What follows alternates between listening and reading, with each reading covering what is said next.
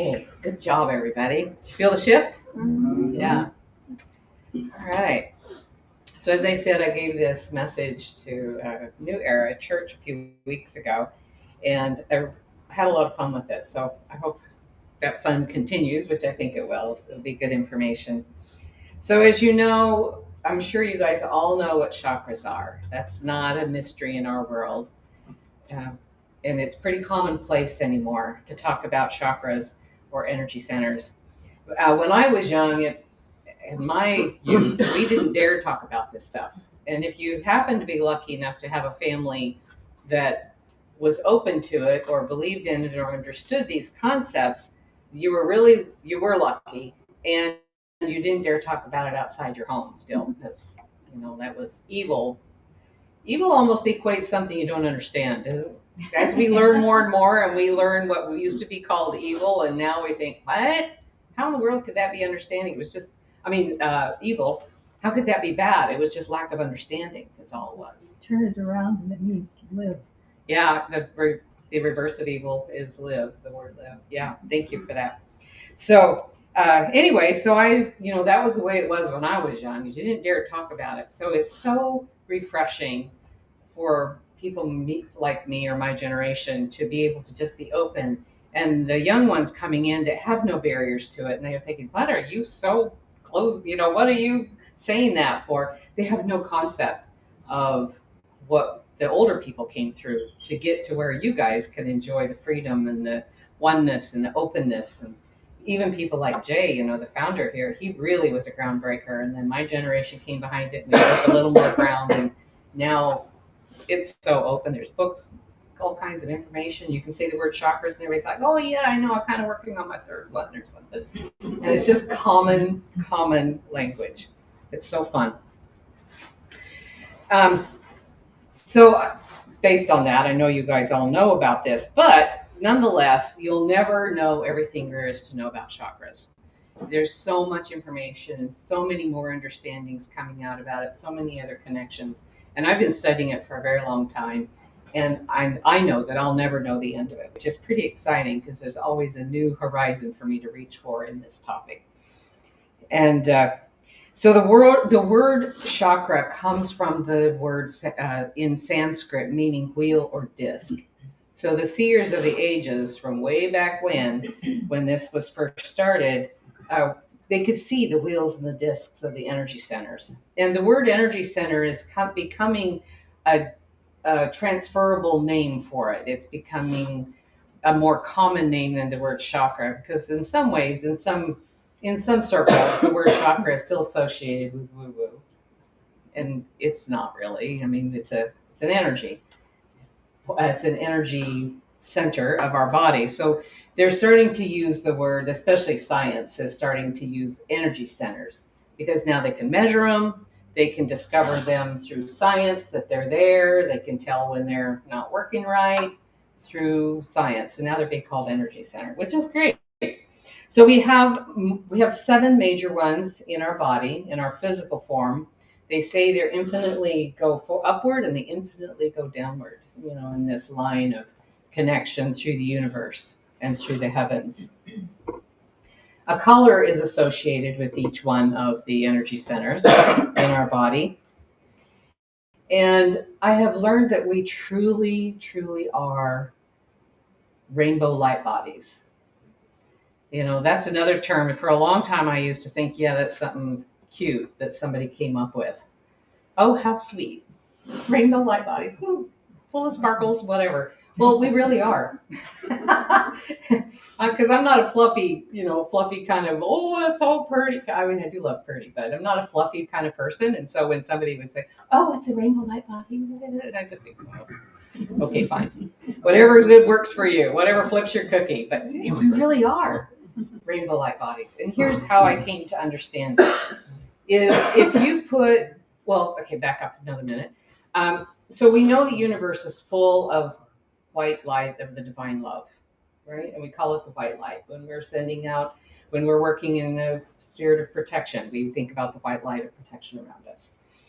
And we connect in with that divine love. And we experience it as white in colors, like crayons, is the absence of all color. But in divine universal light, it's the presence of all color. Black is the absence of color in the divine universe. So white is the presence of all color. Yeah, it's almost going down another rabbit hole, another sermon.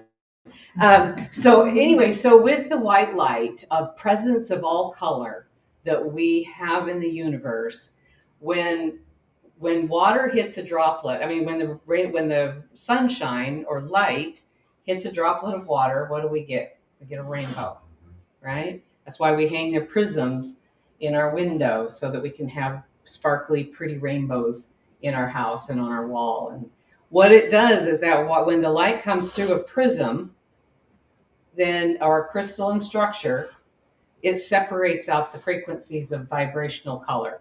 It separates out the white light into its own frequency, into its own wavelength. And the red being the longest wavelength, the slowest wavelength, orange is the next one, and it goes faster and faster up to purple, which is a smaller but faster wavelength. That's why the rainbow goes in an arch. The big ones are at the bottom and the smaller ones are at the top, but they're faster. So we have a rainbow. It's starting from red, orange, yellow, green, blue, purple, and fuchsia. Well, that's what our body is. We're a crystalline structure. Our bodies are a prism. And as the divine white light of the universe comes through our body, we experience it. We experience ourselves as the rainbow light body. And it separates out the colors through our energy centers.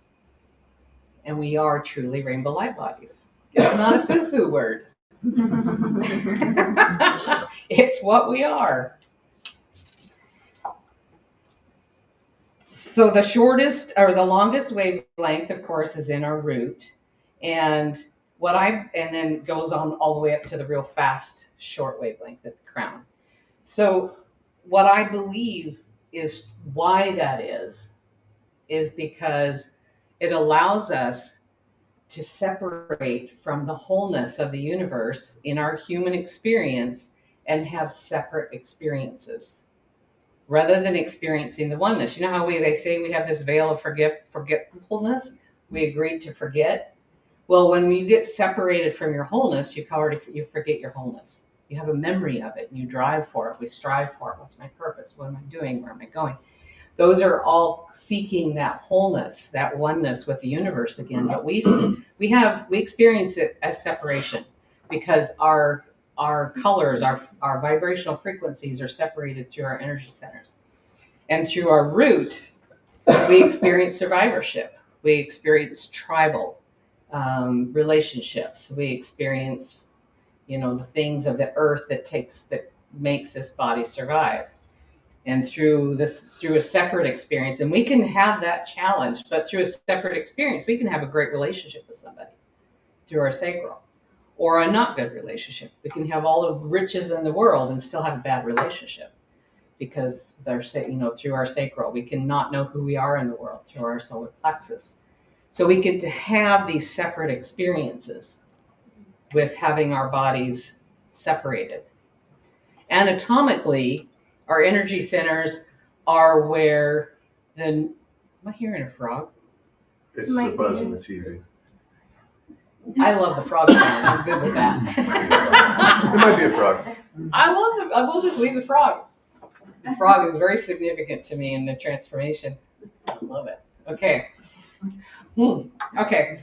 I had another transformative experience yesterday where I heard a message through the hum of people's voices at a restaurant. Another sound came in. So anyway, okay. So where are we going? Where was I at? I was at Light body, different experiences. Different experiences. Yes. Oh yeah. Why is so our journey? So when we're experiencing our prism light body, our rainbow light body, and we come up against a relationship with somebody, they too have a prism light body. But if you put two prisms together, this is so interesting. I haven't quite wrapped my head around how this works in the universe. with us as humans. But if you put light through a prism, a rainbow comes out. You put another prism at the front of that, next to that rainbow, it comes out as pure white light. So if we are prisms, if our bodies are crystalline structures that are prisms of the universe and white light's coming through us, we have a divine relationship with somebody on the other side as a divine white light. Just saying. I don't know what to do with that. So you get to figure it out. Yeah. So where was I? There was a point I was making when I heard the frog, and it just kind of threw me off. Science and the physical. Oh yeah, anatomy. Thank you. So our anatomy. So I discovered when I was working at a chiropractor's office for the evening. I was an evening receptionist at his office, and he had this sheet of paper that had the anatomical nerves coming out of the spine. You know, chiropractors, that's what they do, spinal work. So I had the bundle of nerves from the autonomic nervous system, the parasympathetic nervous system, and the central nervous system, and what organs they supported. And I've seen it around quite a bit. And then all of a sudden, one day, I saw our energy centers over the top of that. And the energy centers are where the bundle of nerves come out of our spine. Our sacral is our root, goes down into the earth, down our legs. The others, comes through our pelvis, comes through our other organs here in the middle of our body, our lungs and our heart, and through our neck comes the nerves to the hands. But, and anyway, I thought, oh my gosh, that's where our energy centers are, is where our bundle of nerves come out. And this is where we have exchange. This is why we can have different kinds of experiences with people and situations in life. Through our energy centers, we take in the information. It's wheels that are going around, and it's assessing our world. It's assessing what do we see, what are we taking in, how are we experiencing other people's broadcasts, and we broadcast through those energy centers. Broadcast our personal information. There's times you can walk up next to somebody and they feel all prickly, right? Their energy center is broadcasting dissonant energy because of something that they're believing in here. They're broadcasting it from their mainframe, because they've taken in information through their energy centers, sent it up to the mainframe, up their spinal column, and the mainframe is saying, whoa, is that the world out there? My gosh, we've got to get these types of chemicals. We've got to protect you. You've got to put up walls and barriers. The mainframe up here doesn't know the difference. If we're running on adrenaline, if we're believing we're in danger when we're actually with a group of friends, the mainframe is registering that we're in danger, and it's producing the hormones to keep us safe. It's producing the hormones to ward off people, because you got to ward off that danger. You can't meditate when you're full of adrenaline, right? So you can't meditate, you can't connect with source, you can't connect with God, because you've got this information, belief system registering through your energy centers and sending it up to the mainframe that you're in danger. When you move, even when you're moving from one place to another in your, moving from one house to another, you're uprooting. There's a reason why we call it uprooting. It's associated with your root chakra. You're uprooting and you're going somewhere else. When you're moving from one house to the other, how often do you guys sit down and meditate? You don't. Oh, you do? I do a little cleansing of my new environment. Oh, well, that's different. Yeah. But to actually connect with source and connect with God and go out into la la land and you don't when you're moving, because you haven't secured your safety and your security. And so you secure your safety and your security. And then, so we will go through our energy centers at various times, depending on what's happening in our life. And so when we move, we experience our root chakra. We got to get everything settled. Got to make sure the locks work. Got to make sure that there's food in the cupboard, fridge, full. Oh, good. Okay, now that's taken care of. Then we can shift our focus, move up into our sacral, into our environment, our beauty in the world. We can start hanging pictures. We can start getting creative. Ooh, what colors do we want to paint that wall? Because now we've secured our root. And so now we move into our sacral and we come into relationships. I think I want to invite some friends over. I want to share my environment. And then we move into into our solar plexus. Who am I in the world? And now we really have time to contemplate. Now we've got our environment set, our beauty set, and we continue the progression of experiencing our energy centers. Now we experience them all the time, but there's times when it becomes a focal point. Get our home settled, figure out who I am in the world. Now I'm ready for a relationship, a love relation. Now I want to, start experiencing that. So it goes on and on. But we're actually, it's a labyrinth. We're actually operating through all of them all the time. But when there's times when we have a focal point of what that is. Even with a child development, children will develop through their chakras. When they're an infant just born, they are dependent on their tribe for survivorship. They have to depend on others to be fed and to be sheltered. And then as they start sitting up and interacting, then they start developing relationships. They look out. They start developing, interactions with people. They're coming into their sacral relationships. Then they get a little bit older and they come into their solar plexus. And they're, trying to figure out how the world works out there. And they start, behaving differently in order to experience that and develop that. And then they get to be a teenager and then they think, ooh, I want a girlfriend or boyfriend or whatever. And then they start expanding that. But depending on, and then when we get to be, adults, we want to have a true love relationship, but then we have barriers and blocks, and we think, and then we have to go back. Where did those barriers and blocks come from? Ooh, I might get hurt. I don't want to do that. They came from our tribe or came from early childhood. We have to go back into the root, back into where those relationships started, and start doing the healing work.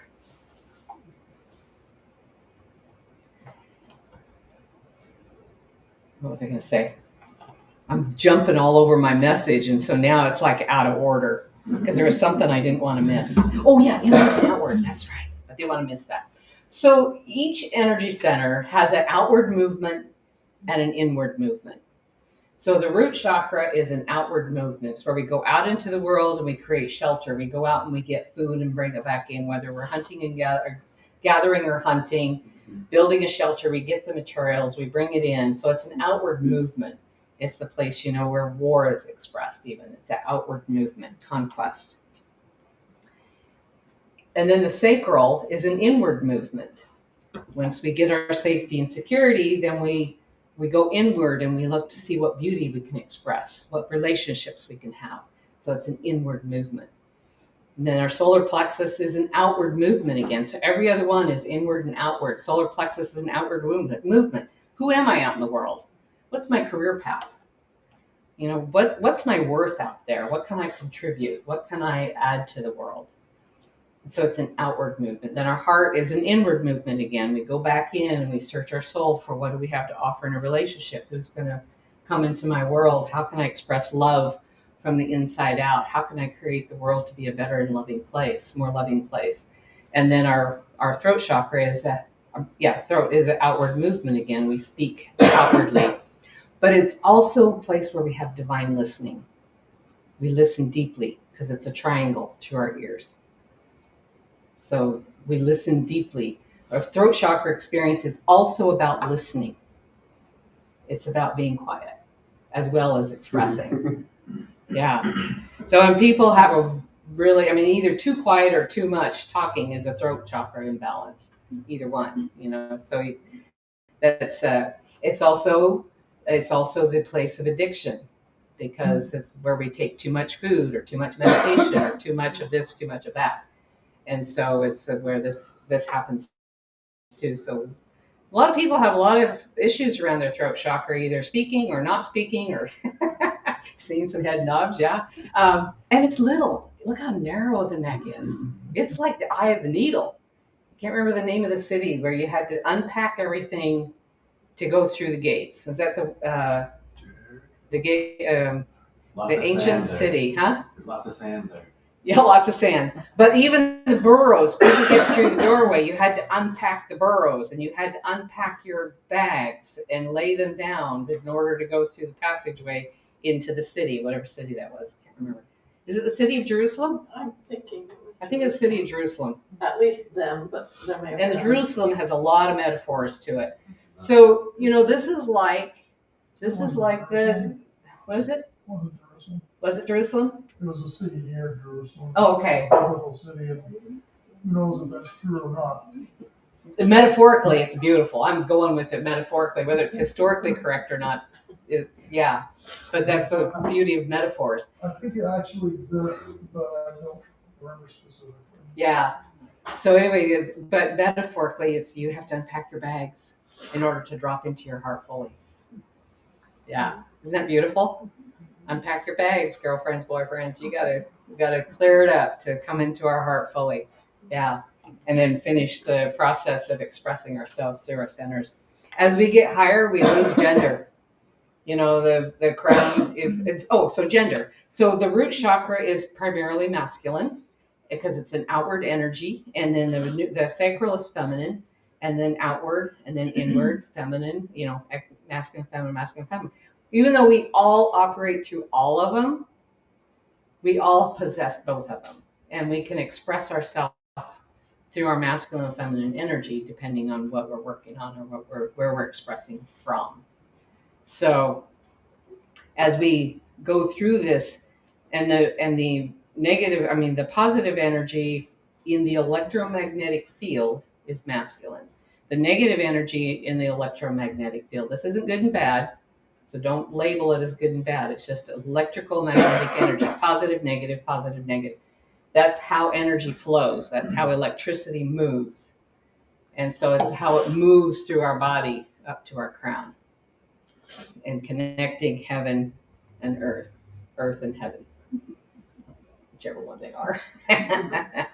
Anyway, so that's why it's inward, outward, positive, negative, whichever way, or masculine, feminine, whichever way we're expressing. And then once we get up to our third eye and our crown, it just is, because it's not necessarily positive. It's positive and negative, because when we have those amazing experiences when we're in meditation and we get that flash of light, you guys had that? When you're in deep meditation and you get boom, that flash of bright light, and it kind of scares you and you jump, like, what was that? And I'm like, do I have a stroke going on? That's when the pineal and the pituitary get that electrical charge going between them. And that's experiencing the divine. That's experiencing the wholeness of the white light, non-separated. So our goal is to try to hold that as long as we can. I don't know about you guys, but as soon as I see it, I jump and it's gone. But I do get those flashes of white light. But our goal, the gurus that can, sit for hours and meditate, they hold that for as long as they can to experience the opening of the crown chakra. Yes. Okay, you mentioned the pineal gland, and what was the other? Pituitary. Yeah, they're all in that little space there together, and the electrical charge that goes between the two opens up the white light of the divine. Yeah, there's actually a hormonal flow that occurs. Well, and the hormone, that's what those two glands do, is they produce hormones. All emotion is. All your fears, all your ecstatic love, all your anxieties, whatever emotions it is you are experiencing, all it is a chemical compound produced by your pituitary and pineal glands. So we think they're so big, bad, and ugly, but they're really just chemicals, huh? That's what science says. Well, they can measure that one. But if we think of it that way, then it's easier and not so daunting to manage ourselves in our stories. Okay, what's creating the adrenaline? I'm safe, I'm looking around me, there's not tigers chasing me to eat me. So what story am I telling myself that's producing the anxiety and thinking I'm not safe? So that it makes it more doable to manage if we think, okay, so what I'm experiencing is just a compound of chemicals produced by my thoughts. So let's get to the root of that. Let's get to the bottom of that. All right.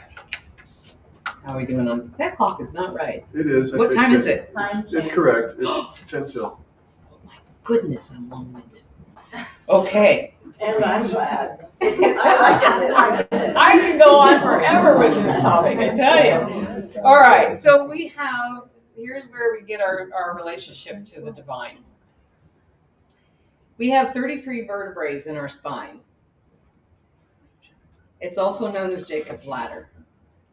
And Jesus lived 33 years. In our story of Jesus, he lived 33 years.